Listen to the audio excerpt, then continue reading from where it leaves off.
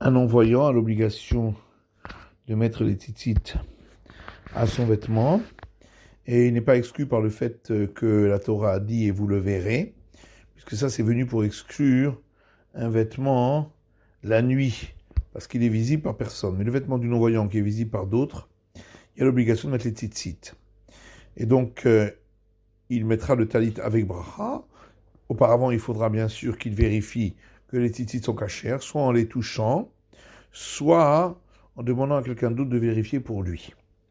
Les femmes et les esclaves cananéens sont dispensés de l'obligation de mettre les tzitzit parce que c'est une mitzvah positive qui dépend du temps puisque on ne met pas les tzitzit la nuit.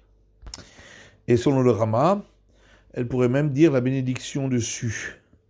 Cependant, les femmes ne mettent pas les tzitzit parce que ce serait considéré pour elles comme de l'orgueil, puisque même pour les hommes, c'est pas une obligation de par la Torah d'avoir un vêtement à quatre coins et d'y mettre les tzitzit. C'est seulement si on porte un vêtement à quatre coins qu'on a l'obligation de mettre les tzitzit.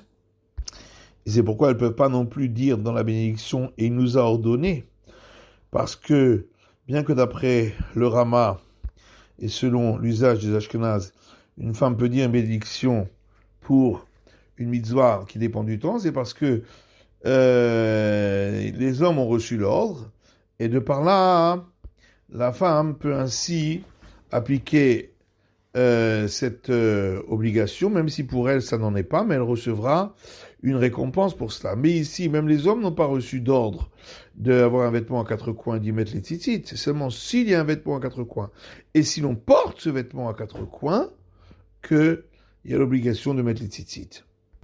Une personne qui a une peau qui recouvre ses parties génitales, et on ne sait pas si c'est un homme ou une femme, ou un androgyne qui a les organes génitaux d'un homme et d'une femme. Dans les deux cas, c'est un doute s'ils sont considérés comme un homme ou une femme. Et donc, s'ils portent un vêtement à quatre coins, ils devront mettre les tzitzit dans le doute, mais selon le Shulchan Aruch, qui est l'usage des séfarades, ils ne diront pas la bénédiction dans le doute, puisque une femme ne dit pas de bénédiction lorsqu'elle accomplit une mitzvah positive qui dépend du temps.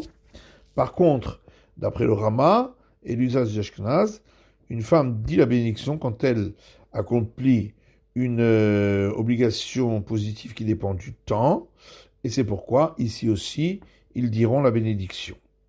Un enfant qui sait s'envelopper avec le talit et mettre 2 tzitzit devant et 2 tzitzit derrière, et prendre les tzitzit au moment où il dit le schéma, son père a l'obligation de lui acheter un vêtement à quatre coins et d'y mettre les tzitzit pour l'habituer à ce commandement.